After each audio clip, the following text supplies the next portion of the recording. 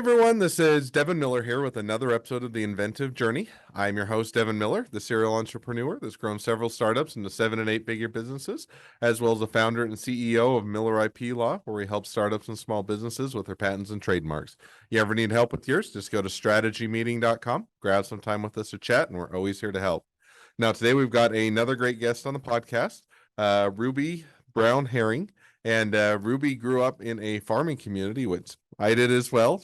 Ruby probably doesn't know that, but I grew up in a small farming community, and she is a first generation in her family to go to college, and went into social working after a couple of years of college, and then went to grad school to do study career services, and worked in career services for university for about 10 years, and then after that left higher education to go into continuing education services, and then started doing some training for mental health issues, and started working with the state along those lines.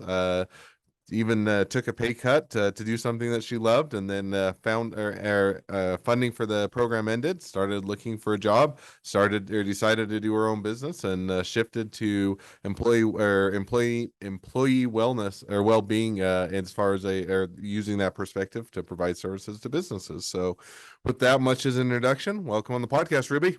Thank you so much, Devin. Glad to be here. Hey, my pleasure. So I just did a condensed version of a much longer journey. So Mhm. maybe to kick things off, tell us a little bit about how your journey got started in the farming community, and being the Yeah, first generation to go to college. yeah, wonderful. So, yeah, my father was a farmer, and I was the youngest of three kids by several years.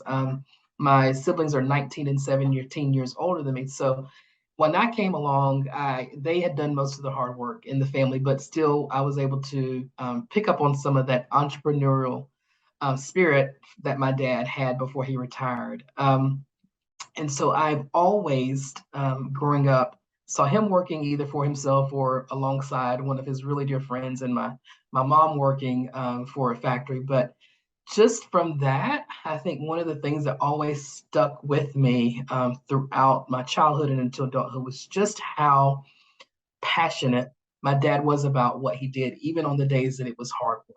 Right. Mhm. I remembered a story of him having back surgery in the middle of planting season. And he was like, I've got to get on this tractor. And my mama was like, no, you literally just had a ruptured disc repaired in your back. And so I think about that, and that even in the middle of a challenging and painful time for him, he was determined, right? And so my family then chipped in. And so all of that, even though I wasn't in the middle of the farming as much as my brother and sister were, that spirit and just being in that environment was something that I kind of grasped onto from an early age. Mm. No, Yeah. that's and I think that there's a lot of things um to be admired on the farming community. I think that to some Mhm. degree, sometimes people, I caveat, I grew up in a farming community. My grandpa was a farmer, and even now we are still do or some of that, not as grandiose as what he did. Mhm. But I think there's a lot of lessons to be learned, hard work, and learning how to work together, and Mhm. all the great lessons that come along with that. And so sounds like you got a great experience on that front. And so now as you're doing that, who were worked in the farming community, and then you had an opportunity to go to college. And I think you or tell us a little bit about going to college, and what you studied, and what you did after that. Yeah, so when I went to University of North Carolina, Wilmington, and initially my plan was I'm going to be a teacher. And because, my parents, dad was a farmer, mama was a factory worker. But I was like, okay, grew up around a lot of teachers, makes sense, seems practical. And I also enjoyed helping people just because that's the nature of who my parents were. Hmm. And so once I got to college and started trying out all of the different classes, kind of landed in social work. And I was like, this is interesting, but still didn't know where within that field of social work that I wanted to land. And so tried a variety of things, but one thing that kept coming back to the forefront at that time was helping children and people in need.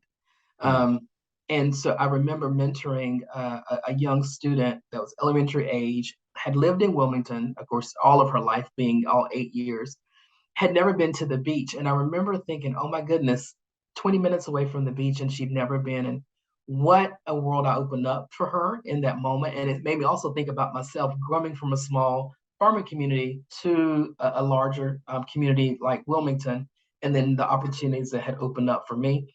And so I really started thinking about, that is kind of what I enjoy, helping people find things that bring them joy and new opportunities. Hmm.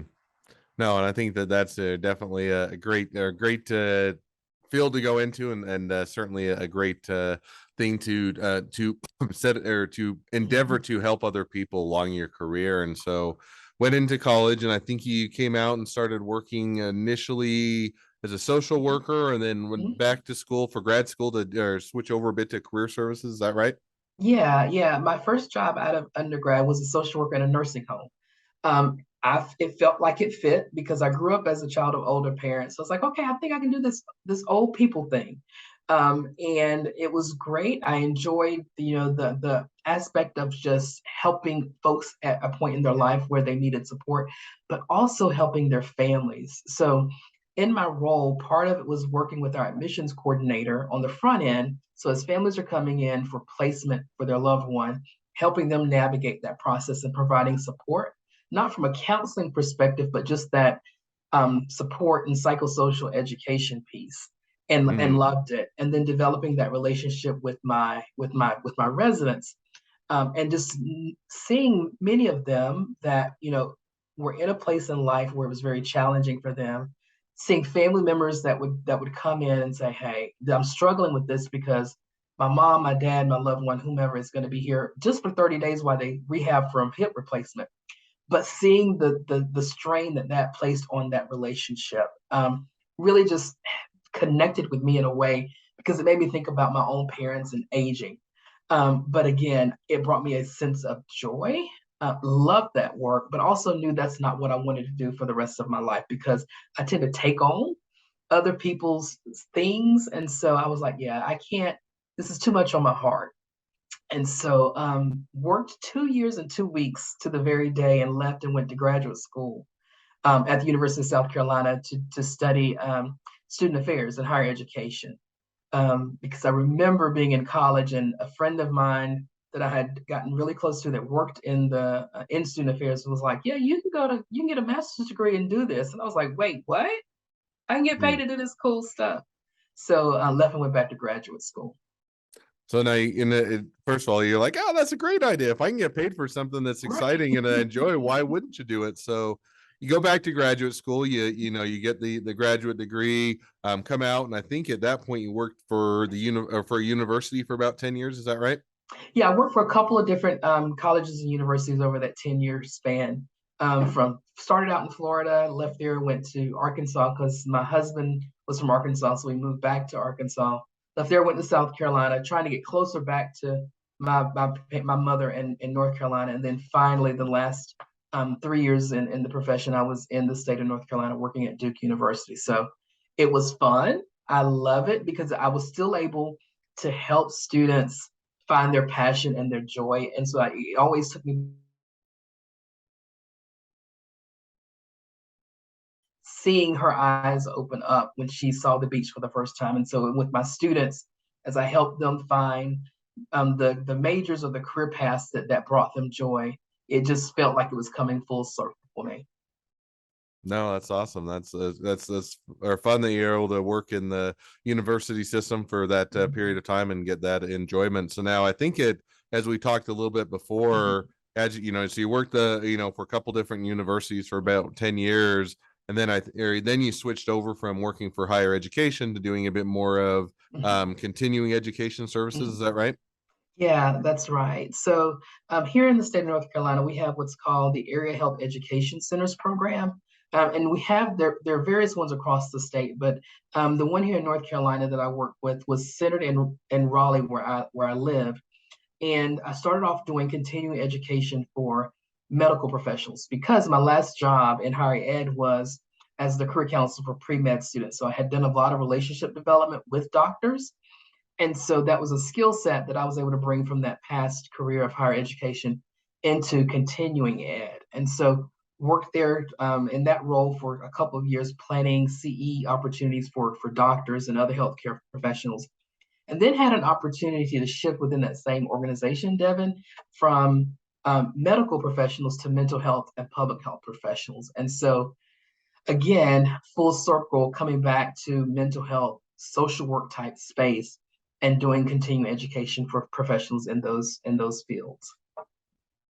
Well, that's or it sounds like so it's in one maybe one qual or follow-up question to that, so higher education, I mean, continuing education is certainly in Mhm. the same realm and is still helping people and otherwise, in the educational system, so to speak, but a different aspect. But what made you decide to kind of make a bit of that pivot? Yeah, Because, you made that pivot and then even, then you, or, made that change. And then even yeah, more so, you made the change later on to go to the mental health. So what kind of yeah. started that decision to work through that?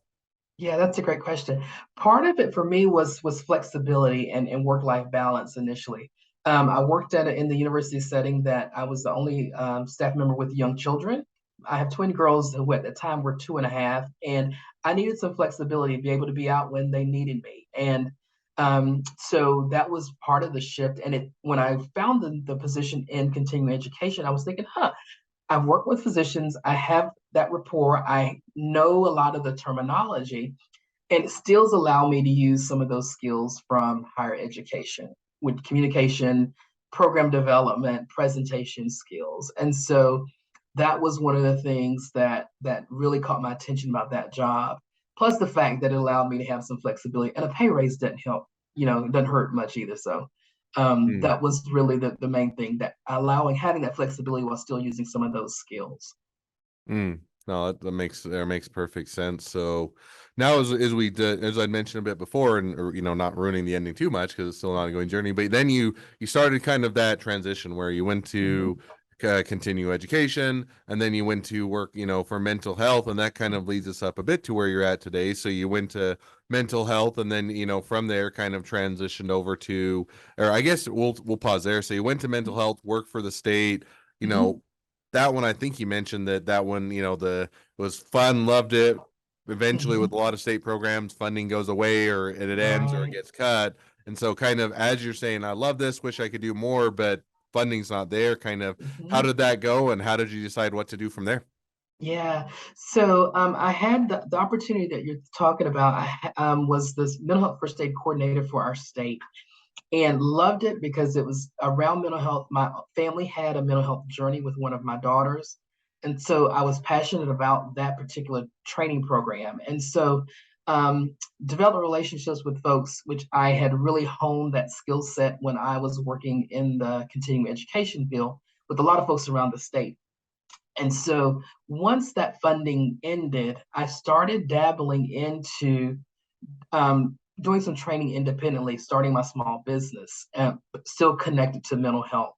And so, but knew I was like, I don't think I want to do this full time, working for myself at that point in time. So I ended up going back to the state because, again, it was stability. I knew my girls were going into high school, and I needed something stable, Mm, benefits, income, because senior year drains you when you once you get to see all things senior year. And so did that. And I think another big piece that I didn't really pursue entrepreneurship at that time was fear, right? Fear of the unknown. And so went to what I knew was safe, and that was back to the state, in a position that wasn't grant funded, and did some work there for a while. mm. So work for the state, and I said makes sense. Go Mhm. to go where you're able to, or still do Right. enjoy. And if the funding's not there, then you make that transition. Now, Mhm. that brings us a bit to, or kind of where it leads into where you're at today. And so, Mhm. at some point, you decided, hey, as programs are ending, funding's ending, not working for the state anymore. You're kind of looking and deciding, what you were going to do, and looking for a job, and decided to start your own business. Is that right, or Mhm. how did that go?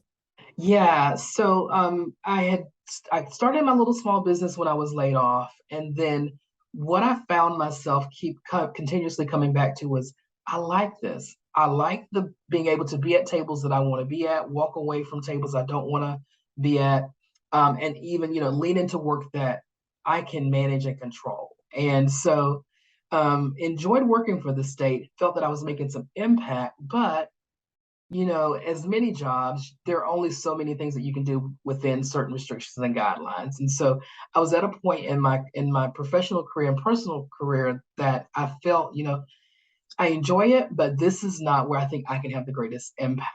And so that was the point that I kind of sat down and thought, what do I want to do with my life? What do I want to be when I grow up, right? As my girls were transitioning into college, having a lot more flexibility now where I didn't feel I needed to be tied down to an 8 to 5, wanted to be able to take off time during spring break, fall break.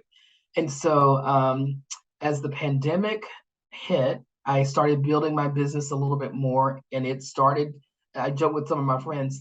The full time gig got in the way of the part time gig, and so once that work started to become so abundant, I had some decisions to make, and had a conversation with my husband, and he kept saying, "We can do this financially," because I was like, "We got two kids in college. What are we going to do?" And he was like, "We can do this. I want you to be happy." And so made the decision. And I left February of 2021, and it has been a blast of a ride ever since. So now, when you left, and Mhm. you kind of touched on it, but did you have, hey, here's exactly what I have in mind. This is what I'm going to do, and I know I'm going to Yeah. love it, and it's going to work out perfectly? Or is it more of, hey, I kind of have a general sense what makes me happy. Now I have to figure out how to build a business, or kind of how'd you go about tackling that or figuring that out? Yeah. Yeah, I had pretty much landed exactly I knew what I wanted to do. I was leaning heavily into supporting employee well-being in the workplace. Had several clients that had done some trainings back and forth with, and a lot of speaking engagements in that space.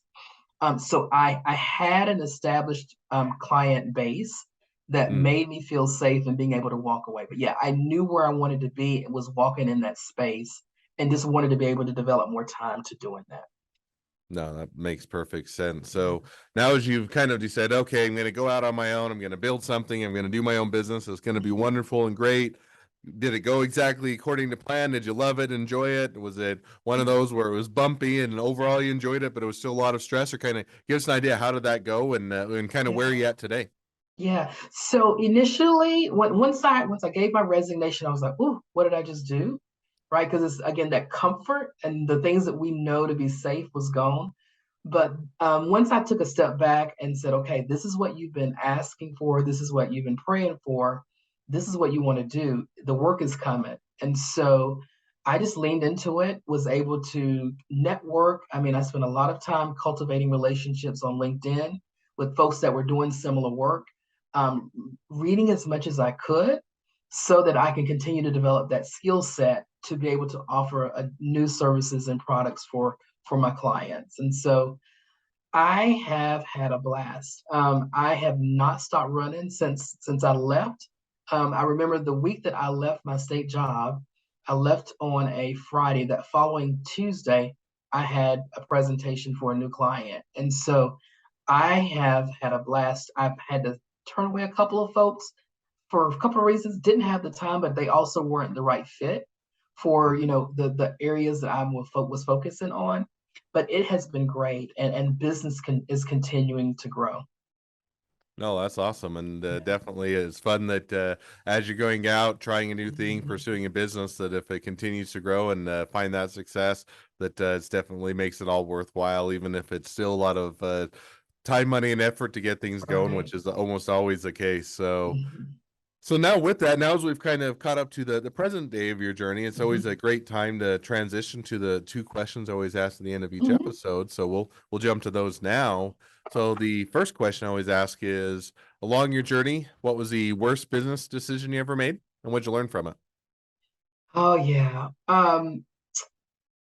I would say one of the worst business decisions that I have made over the last year and a half was one client where I was a subcontractor with another organization that was a well-established consulting group.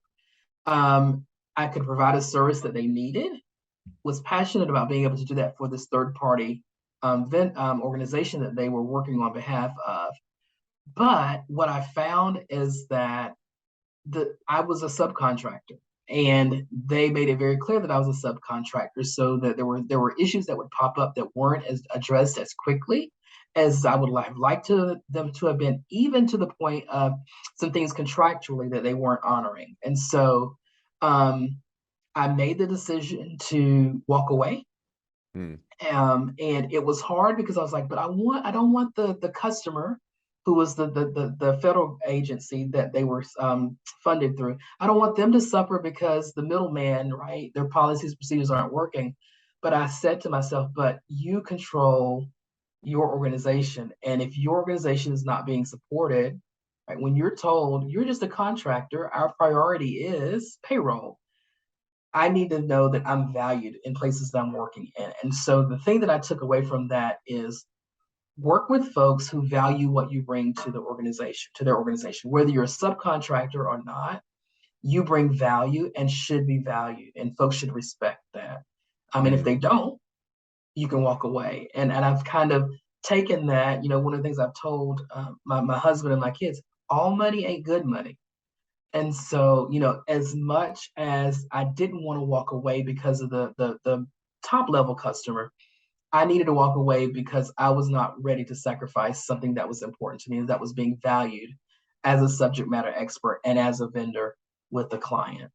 No, I think that definitely, and sometimes it is, you kind of hit on not all money is good money, and that is a hard one to walk away from. Sometimes when you're looking at it and you're saying, but it's Mhm. still money, and it's even worse when if you're in a doing a startup or small business and you're Yeah. strapped for cash, or you're just trying to get going. Sometimes the worst decisions you make is you take that money that you need right Mhm. now, or it's enticing right now, but you may, it's one where you hate working for the client, or they're over Right. demanding, or they, any number of things that makes it miserable to work with, and yet you do it because, while it seems good in the Right. short run, it's miserable in the long run. So definitely makes sense. Absolutely. Absolutely. And in that moment, once I did that, the thing that I learned very quickly, I had two new clients coming in the pipeline that I hadn't expected that showed up that was more in line with my values, and the contract, the numbers were bigger, the budgets were bigger.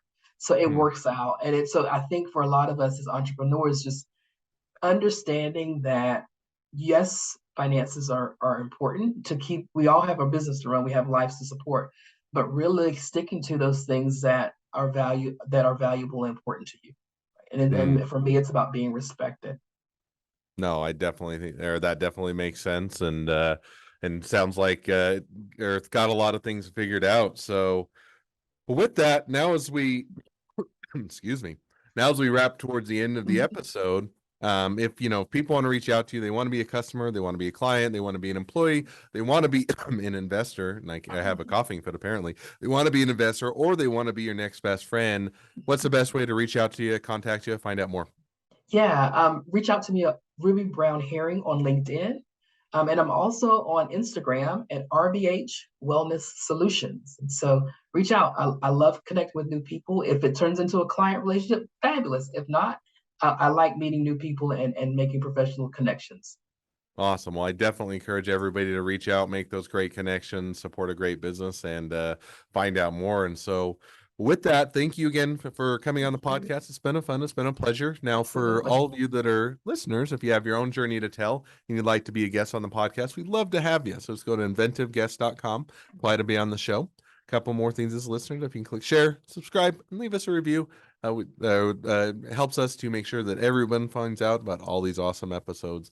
Last but not least, if you ever need help with your patents, your trademarks, or anything else with your startup or your small business, just go to strategymeeting.com, grab some time with us to chat, and we're always here to help. Well, thank you again, Ruby, for coming on the podcast, and wish the next leg of your journey even better than the last. Thank you, Devin.